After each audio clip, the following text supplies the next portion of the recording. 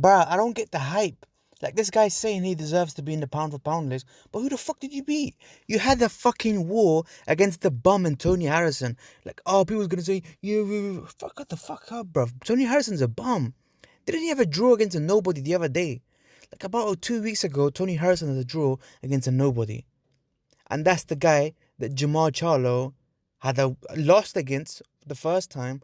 And then, even in the second fight, yeah, Charlo won. He knocked him out fair and square. But before the KO, which was around round 12, it was a 50-50 fight. It was so even. Like, if Charlo genuinely thinks he's... I don't get the hype. Both of the Charlos. It's literally both of the Charlos. I don't get the hype. People say he punches hard. Bruv, his KO percentage is 48%. I honestly don't get the hype. Like, who has this guy beaten? Who has he beaten? And this is another thing that annoys me the most.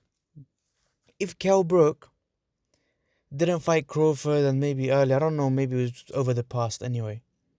But maybe when he first moved to 154, when he fought Rapachenko and Zerafa, to be fair, proved that he's an alright opponent. And for that fight, I think Brook wasn't with Dominic Ingle. He made 150 because he tried to say that he can make 147. So instead of making 154, he made 150 for the Zerafa fight, which he looked shit in. And in truth, I reckon Kell Brook in his prime would have beaten Charlo easily. Like, Charlo is so wild. Like, people give Chris Eubank Jr.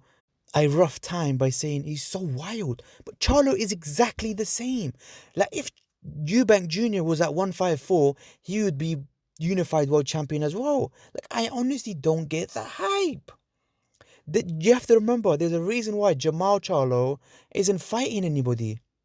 You have to remember that. And there's Jermell Charlo, if his weight division was stacked, he wouldn't be fighting anybody either.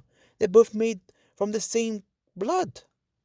Like, honestly, I don't get the hype. And Castano, I've never really seen him, but apparently he's good. I don't know. He's got a draw. 17-0, 12 KOs. I've seen him fight. He's very robotic, Castano. Costano is very robotic. Like, his hands are very high. He does look tough, so I don't know whether Charlo can knock him out. I don't think Charlo can knock him out. But I don't know, maybe he just gets... yeah, so Castano looks very tough. Charlo doesn't hit that hard.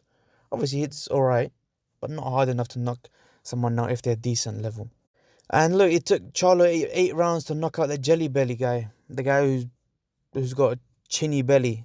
In my opinion, if Castano is any good, if he's elite level, if he's a high level, he'll beat Charlo. But I don't think he is, because wasn't him and Patrick Teixeira meant to be a 50-50 fight, and Patrick Teixeira is a bum. I feel like Charlo will win on points. Even if this is the thing with boxing, like, even when you don't deserve to win, the main guy will win. The money guy will win, even if you don't deserve it.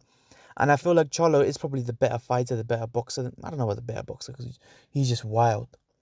I feel like Charlo will just win because the other guy ain't that good. He's alright, but he ain't nothing special. His guard's high, maybe he's susceptible to the body, but he looks tough.